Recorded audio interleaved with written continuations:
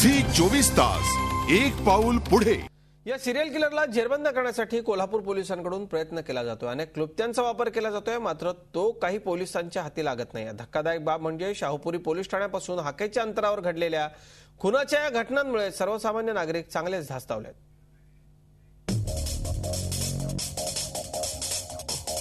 1980च्या दशकात मुंबईत serial killer स्टोनमॅनची मोठी दहशत होती।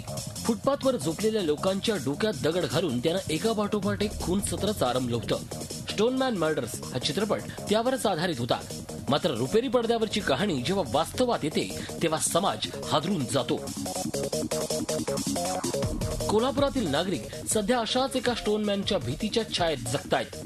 गेल्या 3 महिन्यापासून कोल्हापुरात खुनाचं सत्र सुरू असून पोलिसांच्या हाती अद्याप कोणतेच धागेदोरे लागलेले नाहीत। पोलिसांनी या प्रकरणात भिकारी, फिरस्ते आणि तृतीयपंथीयांकडे चौकशी केली, पण त्यातून त्यांच्या हाती काहीच लागलं नाही। हे खून सत्र रोखण्यासाठी पोलिसांनी कोल्हापुरातील भिकाऱ्यांची रवानगी इतर शहरात केली आहे। 2010 साली सर्वोच्च न्यायालयानं सर्वच राज्य सरकार आणि स्थानिक स्वराज्य संस्थांना निराधार आणि निराश्रित लोकांसाठी रात्र निवाऱ्याची व्यवस्था करण्याचे आदेश दिले होते। त्याप्रमाणे महानगरपालिकेने रात्र निवाऱ्याची व्यवस्था शहराच्या बाहेर उपनगरामध्ये केली।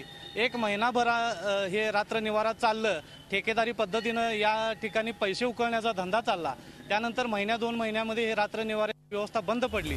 शाहूपुरी पोलीस ठाण्यापासून हाकेच्या अंतरावर हे खून सत्र सुरू असून ते रोखण्यात पोलिसांना अपयश आल्याचं चित्र दिसतंय। गेल्या 1-2 महिन्यापासून या भागामध्ये जे रात्रीचे खून झालेले आहेत आणि नेहमी बस स्थानक असो किंवा रेल्वे स्टेशन असो, या भागात नेहमी गजबजलेला परिसर असताना सुद्धा आज रात्रीच्या वेळेला इकडे येणं म्हणजे नागरिकाला भीतीचं वातावरण मनामध्ये आहे।